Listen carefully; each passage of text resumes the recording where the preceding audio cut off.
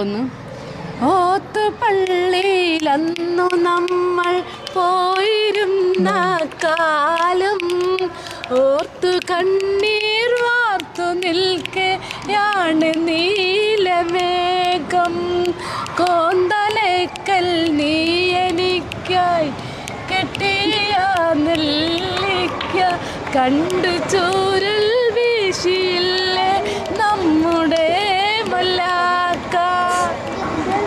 നമ്മുടെ സ്കൂളിന് ഒരു 100 വർഷം പഴക്കമായില്ലേ, പക്ഷെ നമുക്ക് പഴക്കം വന്നിട്ടില്ല അതുവരെ അല്ലേ.